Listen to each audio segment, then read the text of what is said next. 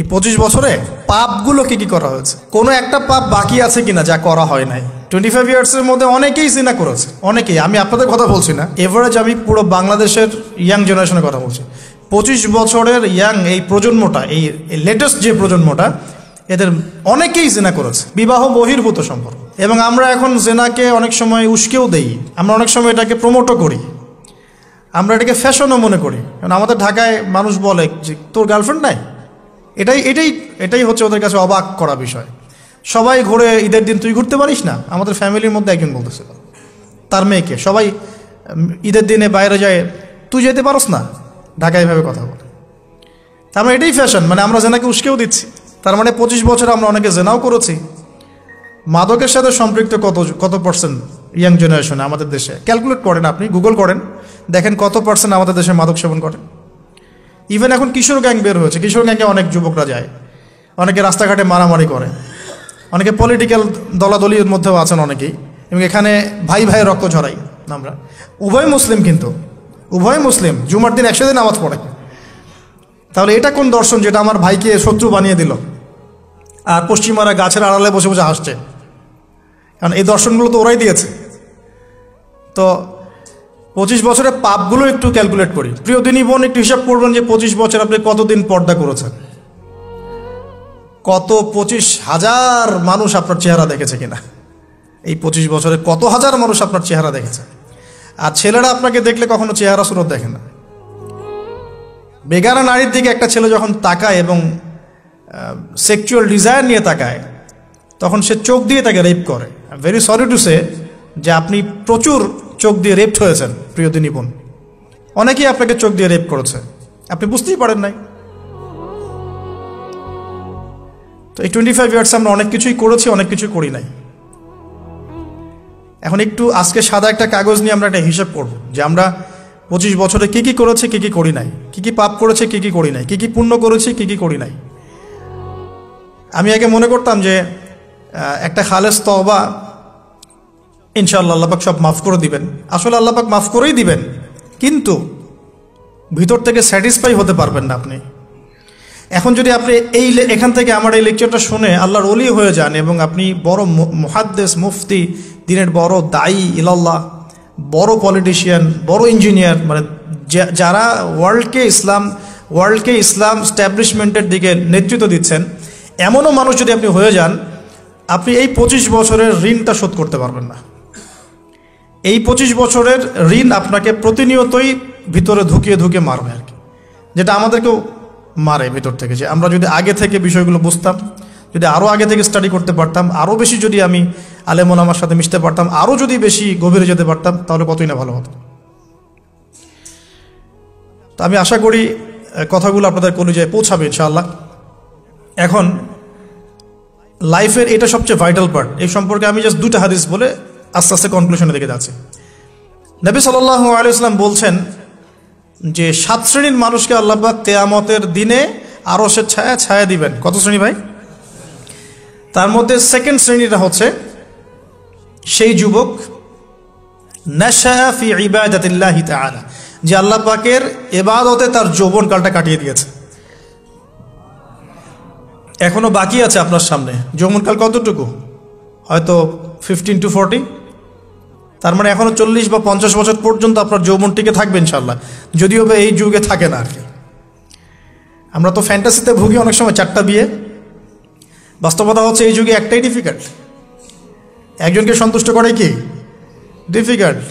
এখন সেই যুগ না তো, আমরা তো হর্স রাইড করি না, আমরা তো এক্সারসাইজ করি না, আমরা তো এখন অনেকে খেলিও না, আমরা ফাস্ট ফুড খাই, আমরা হাইজেনিক খাবার খাই না, আমরা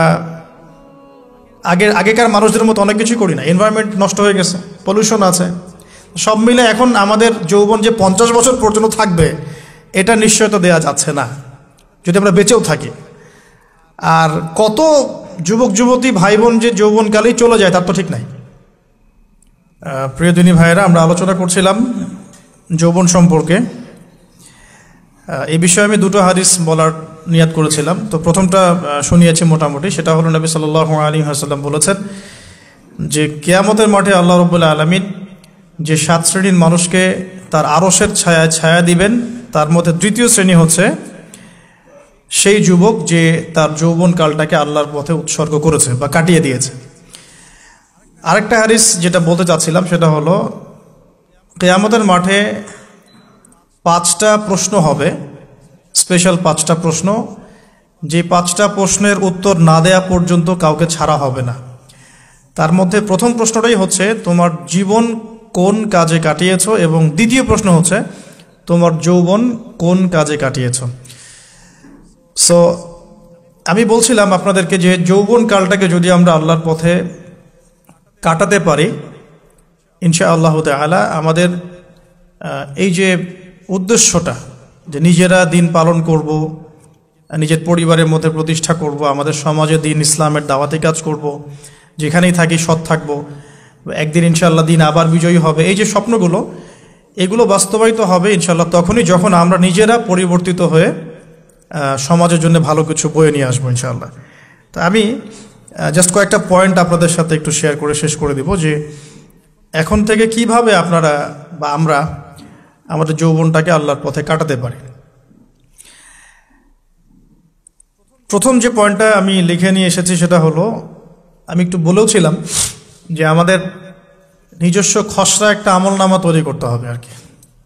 আজকে আমরা সেটা করতে পারি বাসায় গিয়ে, যে আমরা যদি আমাদের গড় আয়ু হয় 60 বছর, তাহলে আমরা এখন কতটুকু সময় পেতে পারি, আর এই সময়টুকুর মধ্যে আমাদের টার্গেট কি, আমরা আসলে কি চাচ্ছি, কি অ্যাচিভ করতে চাই, যা চলে গেছে এই সময়টুকুর মধ্যে আমরা কিভাবে আল্লাহর রহমত পাবো, ক্ষমা পাবো কিভাবে।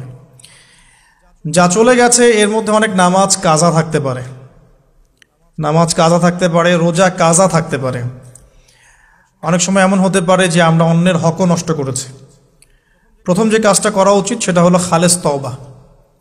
1 নাম্বার তাহলে আমরা বলতে পারি, যদি আমরা এখন সংকটগুলো চিহ্নিত করে সমাধানের পথে হাঁটতে চাই, তাহলে আমাদের যৌবনটা আল্লাহর পথে উৎসর্গ করা ছাড়া কোনো অপশন নাই। উৎসর্গ বলতে আমি বোঝাচ্ছি কাটিয়ে দেয়া, আল্লাহর ইবাদত করে কাটিয়ে দেওয়ার কোনো বিকল্প নাই। তার জন্য প্রথমত আমাদের নিজেদের জীবনের কৃতকর্মগুলোর হিসাব নিকাশ মেলাতে হবে, 1 নাম্বার। আর 2 নাম্বার হচ্ছে বিশুদ্ধ তওবা করে আল্লাহর পথে ফিরে আসতে হবে। বিশুদ্ধ তওবা কিভাবে করব এটা আমরা অনেকে বুঝি না। অনেকে মনে করি যে মুখ দিয়ে জাস্ট আস্তাগফিরুল্লাহ বললেই হয়তো তওবা হয়ে যায়। বিষয়টা এমন নয়। বিশুদ্ধ তওবা হচ্ছে আপনি আল্লাহর দিকে পরিপূর্ণ অভিমুখী হবেন, রুজু করবেন, এর নাম হলো বিশুদ্ধ তওবা। যে পাপগুলো করেছি এগুলোর জন্য ক্ষমা চাওয়া, এই পাপগুলো কোনোদিন করব না এরকম প্রত্যয় ব্যক্ত করা, আর যদি অন্যের সাথে সম্পৃক্ত কোনো হক থেকে থাকে সেটা ফেরত দেওয়া। তো আমরা আজকে গিয়ে সুন্দর করে ওযু করে 2 রাকাত নামাজ পড়তে পারি। 2 রাকাত নামাজ পড়ে আমরা আল্লাহকে বলতে পারি যে আস্তাগফিরুল্লাহাল্লাযী লা ইলাহা ইল্লা হুয়াল হাইয়ুল কাইয়্যুম ওয়া আতুবু ইলাইহি। আল্লাহ, আমি আমার জীবনের এই যে একটা বড় সময় তোমার থেকে দূরে ছিলাম, নামাজ কাজা হয়েছে, রোজা কাজা হয়ে গেছে, চোখের হেফাজত হয় নাই, জিনা হয়ে গেছে নাউযুবিল্লাহ, মাদকের সাথে সম্পৃক্ত ছিলাম নাউযুবিল্লাহ, আমরা মিউজিক্যাল ইনস্ট্রুমেন্ট প্লে করেছি, ইত্যাদি ইত্যাদি। এগুলো থেকে আল্লাহ আমরা আজকে তোমার কাছে তওবা করছি, ক্ষমা চাচ্ছি, এবং আগামী দিনগুলোতে তোমার হুকুম আহকাম মেনে চলার তৌফিক চাচ্ছি। 2টো জিনিস খুব প্রয়োজন, একটা হলো তৌফিক, একটা হলো দোয়া। আপনার প্রচেষ্টা আল্লাহর কাছে দোয়া করতে থাকা এবং আল্লাহর কাছে তৌফিক কামনা করতে থাকা। আল্লাহ পাক যাকে ইচ্ছা তাকে তৌফিক দিয়ে থাকেন। আল্লাহ রাব্বুল আলামিন যাকে ইচ্ছা তাকে তৌফিক দিয়ে থাকেন। যে আল্লাহর কাছে যত বেশি চাইবে আল্লাহ পাক তত বেশি দিবেন ইনশাআল্লাহ। তো এই জন্য চেয়ে নিতে হবে, প্রথমত চেয়ে নেবেন যে আল্লাহ আপনি আমাকে তৌফিক দিন, যাতে করে আমি আমার পুরো জীবনটাকে আপনার ইবাদতে কাটাতে পারি, আরও সে ছায়া পেতে পারি। আল্লাহ কবুল করুন, আমিন। এখন ইস্তেগফার করার পর যার যার হক তাকে তাকে ফিরিয়ে দেওয়া উচিত। যদি আপনি বা আমি আল্লাহ না করুক কারো হক নষ্ট করে থাকি, সেটা ফিরিয়ে দিতে হবে। এই হক নষ্ট ফিরিয়ে দেওয়ার মানে এটা নয় যে গার্লফ্রেন্ডকে কথা দিয়েছিলেন বিয়ে করবেন, সেখান থেকে ফিরে আসা যাবে না। ব্যাপারটা কিন্তু এমন নয় আর কি। এরকমও প্রশ্ন আমাদের কাছে অনেকে করেছেন যে আমি তো আমার গার্লফ্রেন্ডকে কথা দিয়েছিলাম যে আমি তোমাকে ছাড়া আর কাউকে বিয়ে করব না, তো এখন কি আমি ফিরে আসলে, তওবা করে ফিরে আসলে কি এর জন্য আল্লাহ আমাকে ধরবেন কিনা? মনে রাখবেন, শয়তান হচ্ছে এই পৃথিবীর সবচাইতে ইন্টেলেকচুয়াল প্রাণী। সিরিয়াসলি, ও যে এত বেশি স্মার্ট যেটা আমাদের চিন্তারও বাইরে, চিন্তার বাইরে। যখন শয়তান সরাসরি মানুষকে পথভ্রষ্ট করতে ব্যর্থ হয়, তখন কিছু নেক সুরত ধারণ করে। দিনী ভাই দিনী বোন, এটা নেক সুরত, ঠিক আছে। তারপরে দাড়ি টুপিওয়ালা মানুষের মধ্যে এটা ঢুকিয়ে দেওয়া যে আমি তো অনেক আবেদ মানুষ, পরহেজগার, ওরা তো ককরোচ। দেখবেন বেশি না, 1 মাস যদি কেউ নামাজ পড়ে, 1 মাসে 10টা বই পড়াশোনা করে, ইসলাম সম্পর্কে একটু ঘাটাঘাটি করা শুরু করে, অন্যদের সাথে কথা বলার ক্ষেত্রে তার যে বডি ল্যাঙ্গুয়েজ, এটা খেয়াল করবেন। তো শয়তান কিন্তু অনেক স্মার্ট, এভাবে শয়তান অনেকভাবে মানুষকে প্রতারিত করতে পারে। সো শয়তানের নেক্সট শুরুতে ধোকায় পা দিবেন না। আল্লাহ পাক আমাদের সবাইকে হেফাজত করুন, আমিন। খুব ভালো একটা কাজ করছি মনে করেন, একটা বড় প্রজেক্ট করছি সারা বাংলাদেশ ব্যাপী, একটু মনের মধ্যে ঢুকিয়ে দিল যে মানুষ তো দেখুক, মানুষ ভালো বলুক, যথেষ্ট আমল ধ্বংস হওয়ার জন্য। এতটুকু যথেষ্ট আমল ধ্বংস হয়ে যাওয়ার জন্য। আল্লাহ মাফ করুক আমাদেরকে।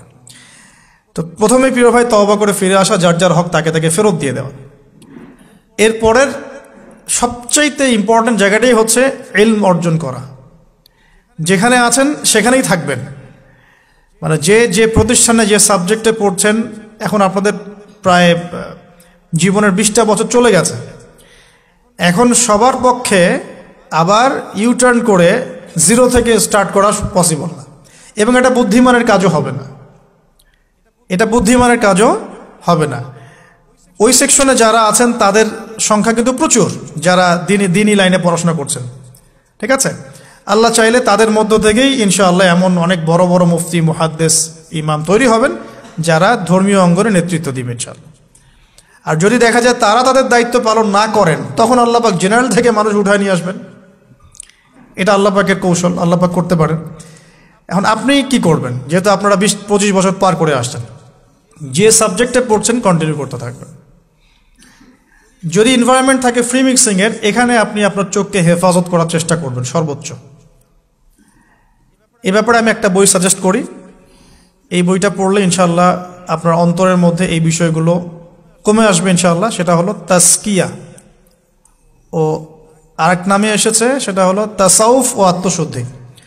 তাসাউফ ও আত্মশুদ্ধি পুরো ওয়ার্ল্ডের ওয়ান অফ দ্য মোস্ট, বলবো যে অনারেবল একজন আলেমে দিন, টপ 10-এর মধ্যে একজন, আল্লামা তাকি উসমানী দামাত বারাকাতুহু, তার লেখা বই তাসাউফ ও আত্মশুদ্ধি। বাংলাদেশে যে মাকতাবাতুল আশরাফ তারা প্রকাশ করেছে, এই বইটা যদি পড়েন, আপনার মনের মধ্যে নফসের যে খারাপ রিপুগুলো, এগুলো আস্তে আস্তে কমতে থাকবেন সব।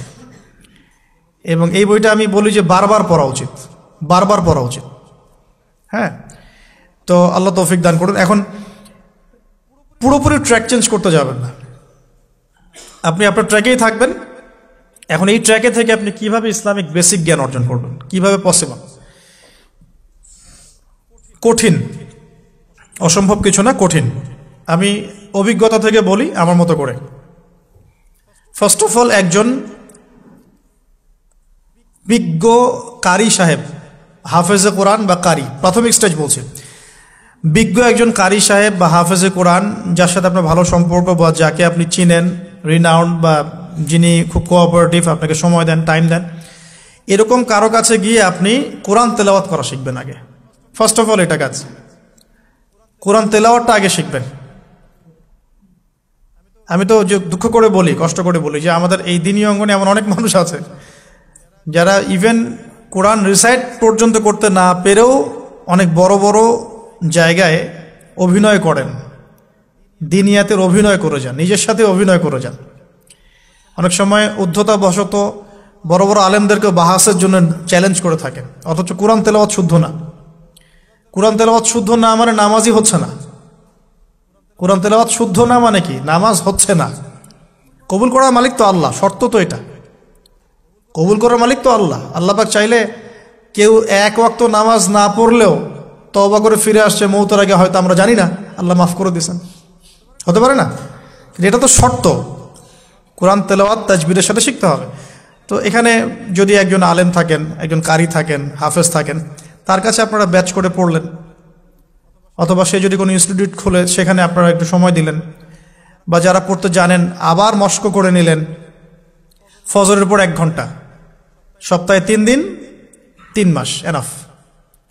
ফজরের পর 1 ঘন্টা, সপ্তাহে 3 দিন, আপনার 2 থেকে 3 মাস যথেষ্ট। কোরআন তেলাওয়াত আপনি শিখে ফেলবেন ইনশাআল্লাহ। এটা প্রথম কাজ। এটা না করে পরের কাজগুলো আসলে পসিবল না। এগুলো সব জাতামাতা কাজ হয়ে থাকবে, এগুলো মানে পূর্ণতা পাবে না। প্রথম কাজটাই কোরআন তেলাওয়াত শেখা। এরপরে আপনার অনেকে তাবলিগ জামাতে সময় দেন, সময় দিবেন। অনেকে দেখা যায় যে বাসায় দিনই বই পুস্তক পড়েন, এগুলো পড়বেন, ঠিক আছে। অনেকে হাদিসের বইয়ের যে অনুবাদগুলো হয়েছে এগুলো পড়বেন, সমস্যা নেই। কিন্তু কোরআন তেলাওয়াত অবশ্যই শিখবেন। তারপরে আপনি যদি এখান থেকে বের হওয়ার পরে বা রানিং অবস্থাতেও যদি সময় বের করতে পারেন, তাহলে মাদ্রাসা অঙ্গনের কোনো আলেমের সহবতে গিয়ে আপনি অ্যারাবিক ল্যাঙ্গুয়েজ এবং অ্যারাবিক গ্রামার শিখবেন। ওটা আপনার শেখার লেসন 2, কোরআনের পর এটা শেখার লেসন 2। অ্যারাবিক ব্যাকরণ, অ্যারাবিক গ্রামার এবং অ্যারাবিক ল্যাঙ্গুয়েজ ছাড়া কোরআনের তাফসির, তর্জমা এগুলো বোঝা যায় না। যে যাই বলুক এটাই ফুল স্টপ কথা। তাফসির আপনি তো বঙ্গানুবাদ দেখে অনেক কিছু বুঝতে পারেন ঠিকই। আল্লাহ পাক বলেছেন সুদ খেও না, জেনার ধার কাছে যেও না, এগুলো কমন মেসেজ, সেগুলো সবাই নিতে পারে। একজন অমুসলিম ভাইও ওইটা যদি বাংলা পড়তে পারে সেও বুঝতে পারবে কি বলতে যাচ্ছেন আল্লাহ পাক। অ্যারাবিক ল্যাঙ্গুয়েজ, অ্যারাবিক গ্রামারের ভিতরে না ঢুকলে আপনি কোরআনের ভাষাটাকে ধরতে পারবেন না। আল্লাহ পাকের যে মানে ঐশী গ্রন্থের বালাগাত, এটা আপনি বুঝতে পারবেন না। তো এই জন্যে এটা তো সিম্পল এক্সাম্পল। আমরা যদি এখানকার ল্যাঙ্গুয়েজ কি বইগুলোর, ইংরেজি না বাংলা? ইংলিশ। মাশাআল্লাহ, ইংলিশ ল্যাঙ্গুয়েজ যদি না জানতাম আমি কি এখানে পরীক্ষা অ্যাটেন্ড করতে পারতাম? আমি তো ওই টপিকটাই বুঝবো না, কোন টপিক আলোচনা হচ্ছে, স্যার কি পড়াচ্ছেন। আমার তো ইংরেজি গ্রামারের এবং ইংরেজি ল্যাঙ্গুয়েজটিক আমার কোনো দক্ষতা নাই। তাহলে আমি কিভাবে ওই চ্যাপ্টার 1, চ্যাপ্টার 2, চ্যাপ্টার 3, এই টপিক ওই টপিক কেমন করে বুঝতে পারি?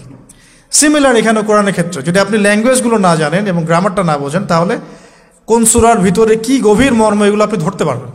ভাষা একটা অর্থ বুঝতে পারবেন, ভাষা অর্থ পরীক্ষায় পাশ করাতে পারে, কিন্তু A+, গোল্ডেন A+ আনতে পারে না। তো আশা করি আপনি বুঝতে পারছেন যে আমি কি বলতে যাচ্ছি। তো এটার জন্যে এখন এক্সাম্পল বুঝে নেন। এই যে এখানে ইংরেজি ল্যাঙ্গুয়েজ পড়ছেন, ওই ল্যাঙ্গুয়েজের উপরে বেস করে আপনি বইগুলো শেষ করছেন, এটা কি ওস্তাদ ছাড়া করছেন না ওস্তাদ সহ করছেন? টিচার লাগে না? সেম জিনিস কোরআনের ভাষা শিখতে হলেও, গ্রামার শিখতে হলেও এরকম কিছু ওলামা একরাম আপনাকে খুঁজে বের করতে হবে। এখন ওলামা একরামরা কিন্তু অনেক ব্যস্ত, অনেকের অনেক কাজ থাকে, অনেকের মাদ্রাসা থাকে, অনেকের দিদি খেদমত থাকে। এর মধ্যেও আল্লাহর কাছে দোয়া করতে থাকেন, ইনশাল্লাহ আপনাকে আপনার ওস্তাদ আল্লাহ পাঠিয়ে দিবেন ইনশাআল্লাহ। আল্লাহ পাক কাউকে ওস্তাদ ছাড়া রাখবেন না। ওস্তাদের কাছে আপনার বিহেভিয়ার কেমন হবে, এখন আপনি টিচারের সাথে যেমন বিহেভিয়ার রাখেন সেরকম।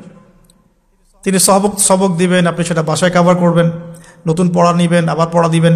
এইভাবে আস্তে আস্তে 4-5টা ক্লাসিক্যাল অ্যারাবিক গ্রামারের বই যদি কভার করতে পারেন, ইনশাআল্লাহ আপনি কোরআনের এই যে আলহামদুলিল্লাহ রাব্বিল আলামিন পড়ছেন, অর্থটা নিজেই বুঝতে পারবেন। হ্যাঁ, যালিকাল কিতাব লা রাইবা ফিহি হুদাল লিল মুত্তাকিন পড়ছেন, আপনি নিজেই বুঝতে পারবেন যে আল্লাহ পাক কি বলছেন আমাকে।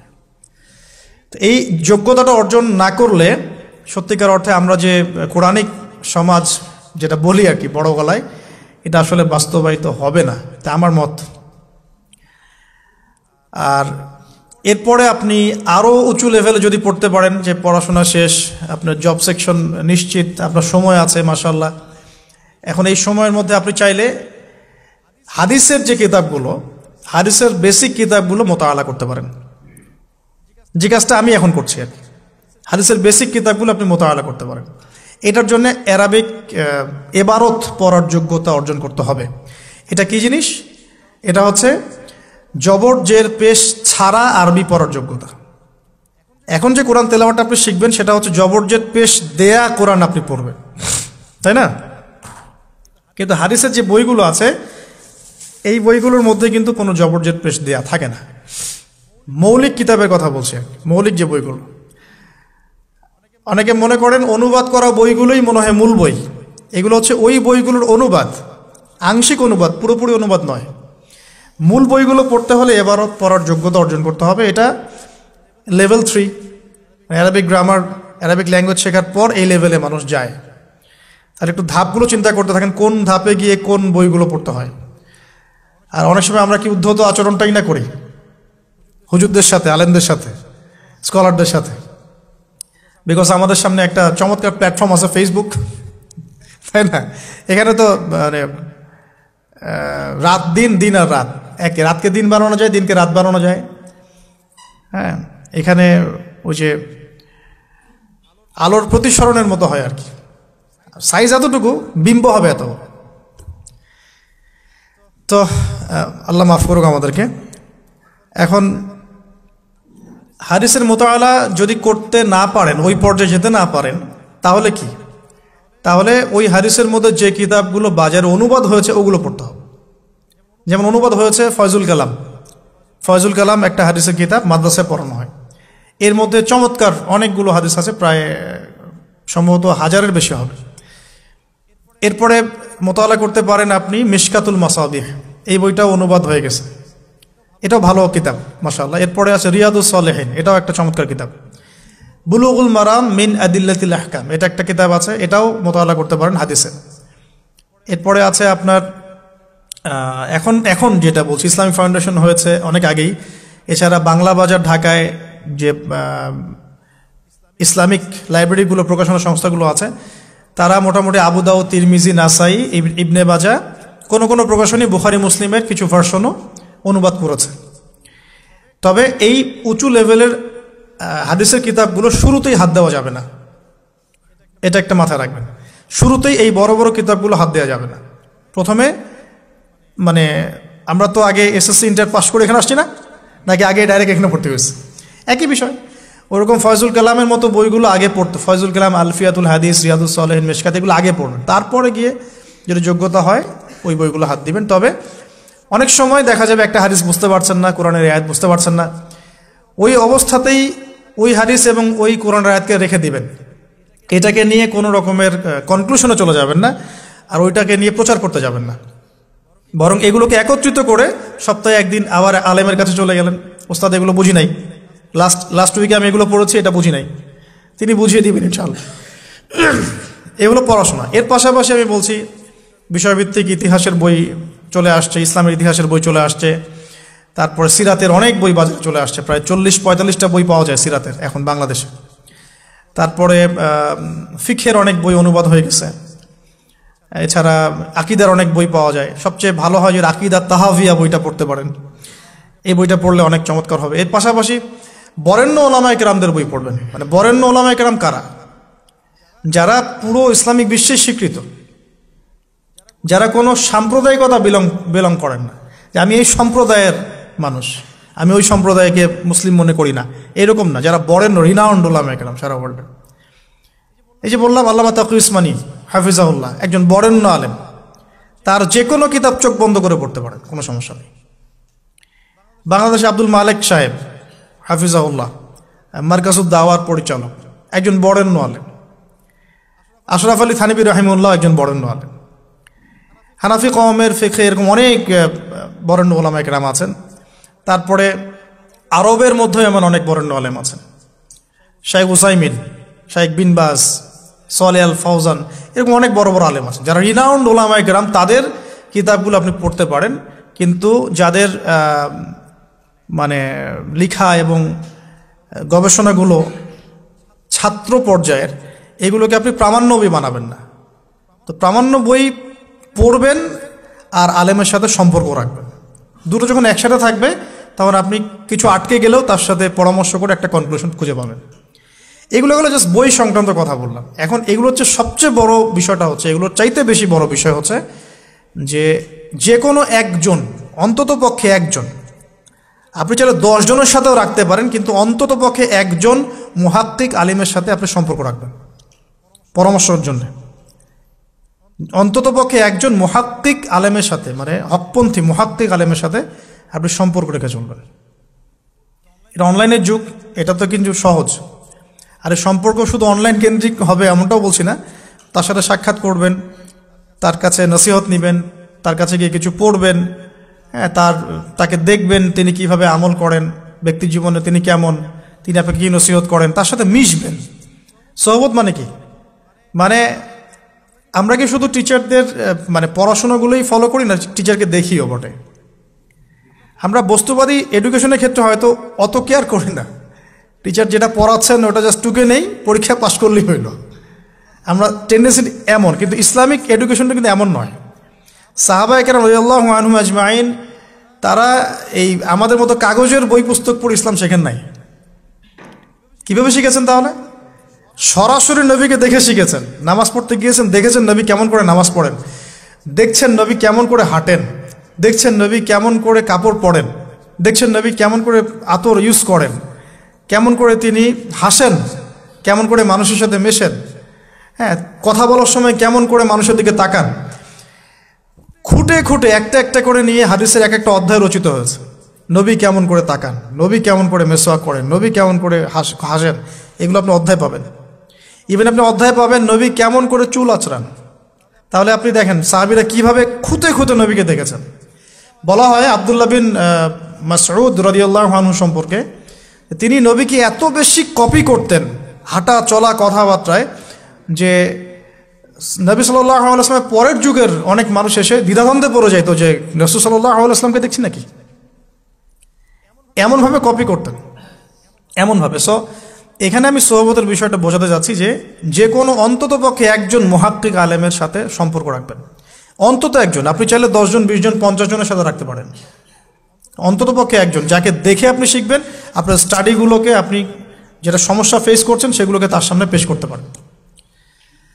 এটা আমি খুঁজে দিব না আপনাদেরকে, নাম বলেও দিব না, আমি কার কার সাথে সম্পর্ক রেখে চলি এটা আমি বলবো না, এটা আপনাকে খুঁজে বের করতে হবে।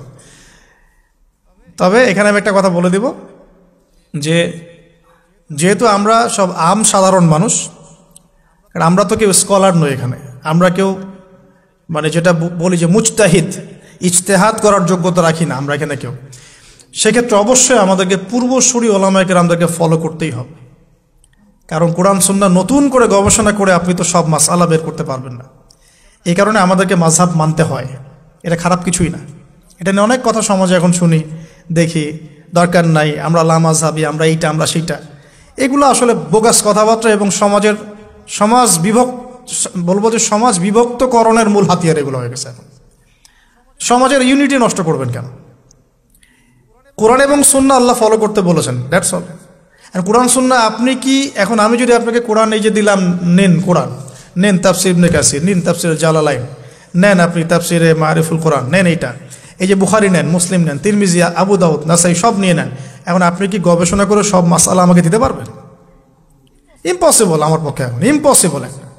তাহলে এগুলো যারা গবেষণা আগে করেছেন তাদের কিতাব তো আমাদেরকে পড়তে হচ্ছে। এটাই হলো তাদের মত নেয়া, তাদের মত অনুযায়ী পথ চলা। তো এই জিনিসগুলো নিয়ে যারা বাড়াবাড়ি করছে এটা খুবই দুঃখজনক। যে অবশ্যই কোরআন সুন্নাহকে ফলো করতে হলে আমাদেরকে হকপন্থী উলামায়ে কেরামের সোহবতে যেতেই হবে, তাদের বইপত্র, লেকচার, তাদের নসিহত, তাদের ফিকহের কিতাব এগুলো আমাদের ঘাটতে হবে। আদারওয়াইজ আমরা সরাসরি কোরআন সুন্নাহর দাবি করলেও মানতে পারবো না, সরাসরি কোরআন সুন্নাহ মানিয়ে দাবি করলেও মানতে পারবো না, বিকজ আমি তো কোরআন সুন্নাহর সব জ্ঞান রাখি না। ক্রিপ্টোকারেন্সি হালাল না হারাম আমি যদি আপনাকে এখন প্রশ্ন থ্রো করে দেই, নেন সব বই দিয়ে দিলাম কোরআন সুন্নাহর, আপনি কি ঘেটে আমাকে অ্যান্সার দিতে পারবেন? তাহলে এটা ঘাটবে কারা? যারা এটা ঘাটার যোগ্যতা রাখে। তারা ঘেটে যখন একটা প্যানেল করে একটা ফতোয়া যখন আসবে যে না এটাই, তখন আমরা সেটাকে ফলো করব, দ্যাটস অল। এই জিনিসটা রাসূল সাল্লাল্লাহু আলাইহি ওয়াসাল্লামের যুগেও ছিল, সাহাবীদের যুগেও ছিল, তাবেঈনদের যুগেও ছিল, এটা আস্তে আস্তে চলে আসছে এই পর্যন্ত। তো এখানে ক্লাসিক্যাল যে ইসলাম চলছে এখানে থাকলে আপনার বিভ্রান্ত হওয়ার কোনো চান্স নাই। কিন্তু এর আশপাশে ব্যাঙের ছাতার মতো অনেক মতাদর্শ এসেছে এখন, নতুন নতুন অনেক। এগুলোতে পা দিলে নেক্সট শুরুতে ধোকা খাবেন শয়তানের মতো। ওই যে বললাম শয়তান নেক্সট শুরুতে ধোকা দেয়, মনে হবে যে আমি তো সরাসরি কোরআন সুন্নাহ ফলো করি, আদতে আপনি কোরআন সুন্নাহই ফলো করছেন না। আদতে আপনি কোরআন সুন্নাহর কিছুই ফলো করতে পারবেন না, বা ফলো করলেও আংশিক পারবেন, আংশিকটা পারবেন না। একটা মাসআলা মনে করেন, একটু বলেন এই জায়গায়, একটা মাসআলা মনে করেন এসেছে যে আমরা বর্তমান অর্থ ব্যবস্থায় আমরা কিভাবে আমাদের ব্যাংকিং সিস্টেমটা সাজাবো। ধরেন একটা মাসালা এসেছে, এখন এই বিষয়ে যদি আমরা ইকোনমিক্সের উপর দক্ষ ওলামায়ে কেরামদের শরণাপন্ন না হই, আমরা কি অ্যান্সার নিতে পারবো? আমি কি পারবো উত্তর দিতে? আপনি কি পারবেন? যে কোরআন এবং সুন্নাহ গবেষণা করেছেন এবং যার কাছে অর্থনীতির জ্ঞান আছে, ওই রকম মুহাক্কিক কোনো আলেম আপনাকে বলতে পারবে এখন আমাদের কি করা দরকার। এই জিনিসটাই যদি আমরা বাংলাদেশের সংবিধান সম্পর্কে জানতে চাই, আমাদেরকে আইনজীবীর কাছে যেতে হবে। আমরা যদি রোগ নির্ণয় করতে চাই, ডক্টরের কাছে যেতে হবে। এখানকার ইঞ্জিনিয়ারিং যা পড়ানো হয়, আমি কি সেটা বলতে পারবো? তাহলে আমাকে এখানকার স্যারের কাছে যেতে হবে, স্যার এখানকার বিষয়টা কি আমাকে একটু বুঝাই দেন।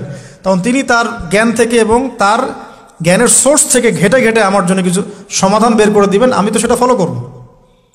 তো এই ফলো করা জিনিসটাকে যারা নেগেটিভলি উপস্থাপন করছেন, এটা ঠিক না। এটা একটা উদ্ধত আচরণ হচ্ছে, অহংকার হচ্ছে। এই ফিতনাগুলো থেকেও বেঁচে থাকতে হবে। এই জন্য আমি বললাম অন্তত একজন মুহাক্কিক আলেমকে ধরে বসে থাকবেন। এটা আমি কিন্তু পীর মুরিদি বোঝাচ্ছি না, ঠিক আছে? আমি বোঝাচ্ছি যে আপনি মানুষের সহবতে থাকবেন, পরামর্শ ভিত্তিক, যে কোনো একজন হকপন্থী আলেম। এখন এরপর কি? এরপরে আপনি পড়াশোনা চালিয়ে গেলেন, আলেম আপনার কাছে পরিচিত আছেন, আপনি টাচে আছেন, পড়াশোনা করছেন, কোনো হাদিস মোতালা করছেন, মাশাআল্লাহ দ্বীনের জ্ঞান অর্জন করছেন।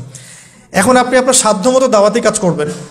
যতটুকু দাওয়া আপনার দেওয়ার যোগ্যতা আপনি অর্জন করেছেন বা পারছেন, অতটুকু ছোট ছোট করে 5 মিনিট 10 মিনিট, একটা হাদিস 2টা হাদিস, এভাবে মানুষের মধ্যে ইসলামটাকে প্রচার করতে থাকেন ইনশাআল্লাহ। তবে যে বিষয়গুলো নিয়ে সমাজে ইখতিলাফ দ্বন্দ্ব দেখা যায়, এগুলো নিয়ে আপনি কথা বলতে চান না। এগুলোর কোনো সমাধান নাই, মানে এগুলো কখনো শেষ হবে এমনটা মনে হচ্ছে না। ইলা ইয়াউমিল কিয়ামা, কিয়ামত পর্যন্ত এগুলো শেষ হবে এমনটা বোঝা যাচ্ছে না। এই জন্য আমরা এখানে আগুন আর উস্কে দেওয়ার দরকার নাই। আপনি আপনার কাছে যেটা ভালো লাগে ওই মানহাজ, ওই মাযহাবটা ফলো করতে থাকেন ইনশাআল্লাহ।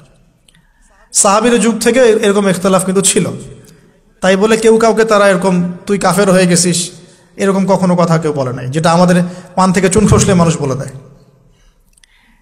এরকম জায়গায় যায় না, এটা তাস্কিয়া নষ্ট হয়ে যাবে, আপনার মনের তাস্কিয়া নষ্ট হয়ে যাবে। এখন এরপরে আপনি বা আমি আমাদের কর্মক্ষেত্রটা সাজাবো। যেহেতু আমাদের এখন মাশাআল্লাহ পড়াশোনা হচ্ছে, আলেমদের সাথে আমরা সম্পর্ক রাখছি, শেষ করছি, একটু ধৈর্য ধরেন। কর্মক্ষেত্রটা আমরা সাজাবো। এখন আপনারা বের হয়ে যাবেন, জবে চলে যাবেন মাশাআল্লাহ। এখানে কি, এখানে এমন একটা বিষয় খুঁজে নেওয়ার চেষ্টা করেন যে আপনার যাতে দুনিয়ার আর্নিংসটাও চলে আসে এবং পরকালেরও কাজ হয়। এক্সাম্পল দিচ্ছি আমি একটা, ধরেন যে আমার 4-5টা মাদ্রাসা আছে, কথার কথা, আমি বিভিন্ন মাদ্রাসায় পড়াই। এখানে কি হচ্ছে, আমি ইলম শিক্ষা দিচ্ছি, আমার নিজের চর্চা থাকছে, আমি সেখান থেকে কিছু হালকা পাতলা কিছু বেতনও পাচ্ছি, আমার পরিবার চলে যাচ্ছে। তো পুরো লাইফের পুরো কাজগুলোই কিন্তু তখন দিন কেন্দ্রিক হয়ে গেল, তাহলে সে বেশি লাভবান হলো। এখন আপনাদেরকে এরকম সুযোগ বের করতে হবে যে আপনারা এমন এমন কিছু ক্ষেত্রে যাবেন যেখানে ওই কাজটাই ইবাদত বলে কাউন্ট হবে। টাফ কিন্তু ইম্পসিবল না।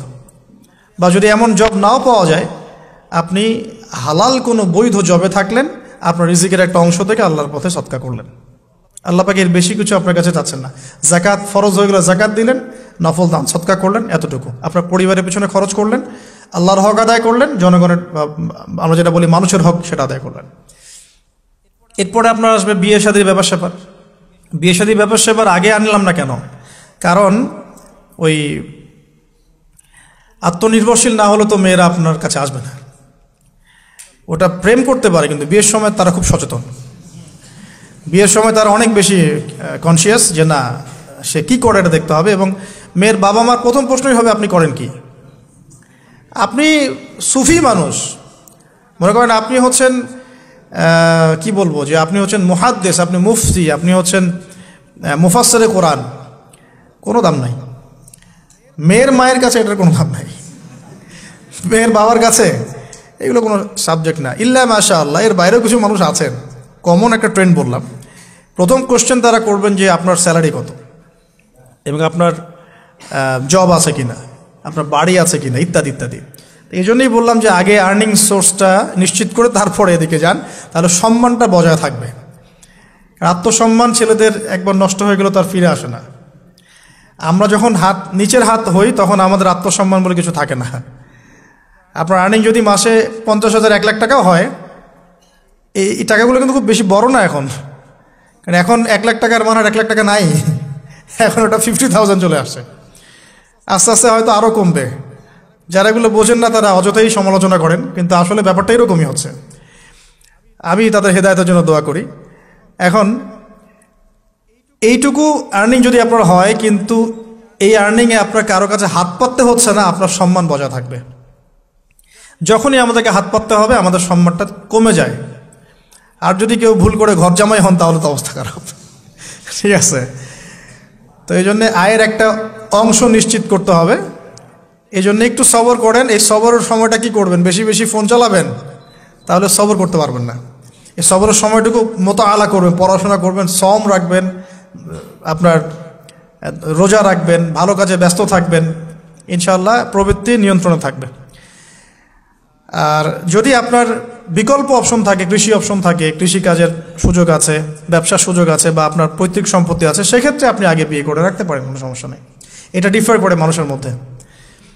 আল্লাহ পাক আমাদের সবাইকে হালাল রিজিকের ব্যবস্থা করুন, দোয়া করি। রিজিকের এই অংশটুকুর মধ্যে একটা অংশ আল্লাহর জন্য রাখবেন। রিজিকের অংশের একটা অংশ আল্লাহর জন্যে, আর বাকি একটা অংশ পরিবারের জন্যে, একটা অংশ নিজের জন্যে, একটা অংশ বই কেনার জন্যে। এভাবে স্যালারিকে ভাগ করবেন।